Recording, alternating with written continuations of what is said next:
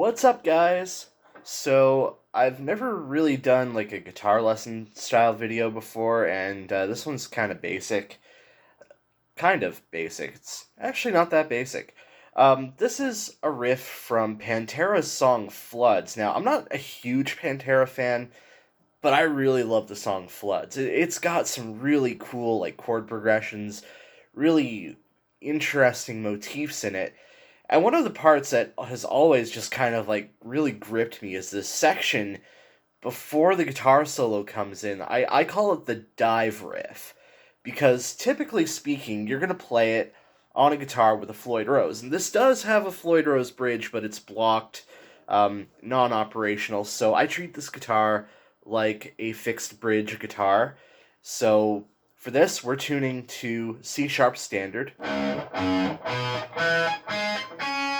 I'm gonna name all of the pitches as if they're in standard tuning, so it's gonna be E, not C sharp. Keep that in mind. Basically, the way you would normally play this riff is you just hold a power chord and dive bomb it and bring it back up with the whammy bar.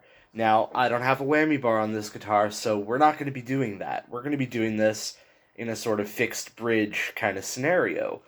So, basically, the riff with the whammy bar, without the whammy bar,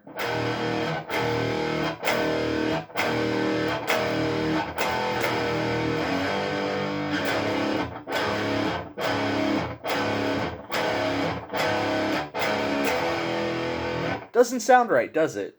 It's too static. It doesn't have that down, bow, wow kind of thing going on to it.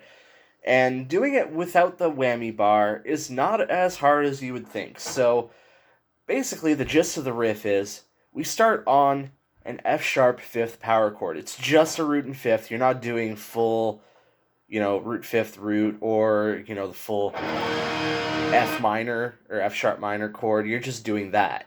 Root fifth, that makes it a lot easier.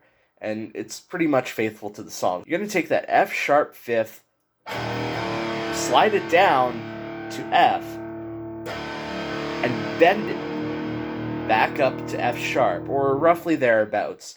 It doesn't have to be perfect. It actually helps a little bit with the sort of demented, grotesque quality of the riff if you kind of bend it a little out of tune. Really adds some grit to it. And that's kind of the effect you're going. You're sliding down and bending up.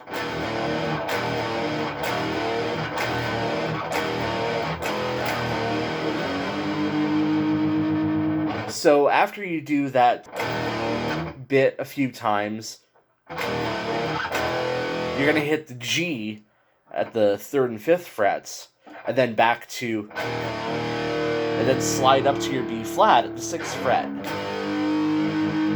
And just bend it roughly a half step higher.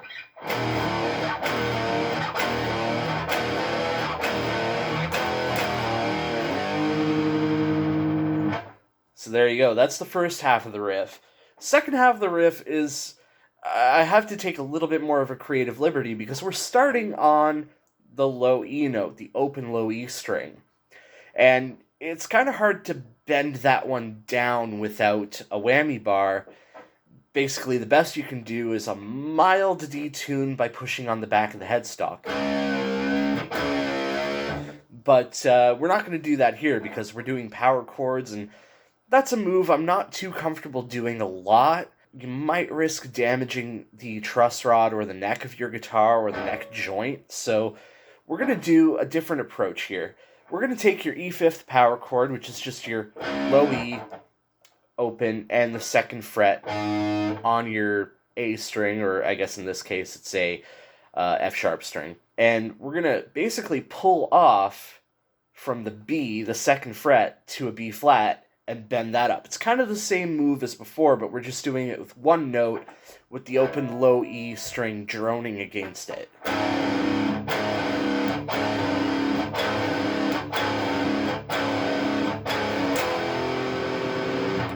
Then, after we do that a few times, we hit the G power chord at the 3rd and 5th frets and just bend it. Bend it up. It says about a half step in the official sheet music.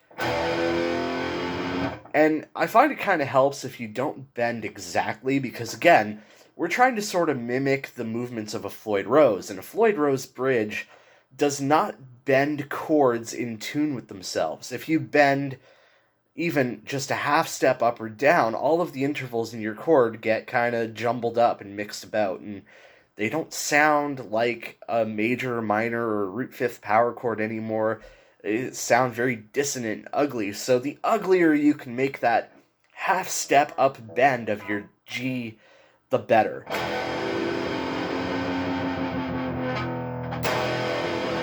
So here we go. Here's just the riff the whole hardtail way straight through.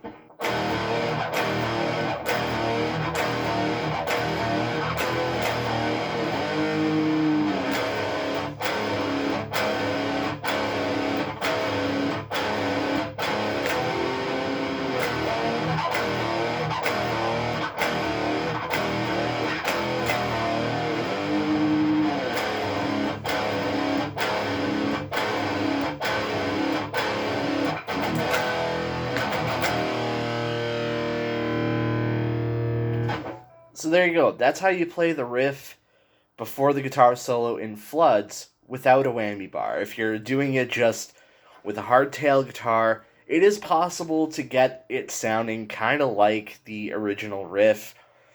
It's not quite perfect, but I think it does a really good job of getting that like dive bomby sort of effect and giving it that really sick, grotesque, out of tune bend sound that makes that riff particularly powerful.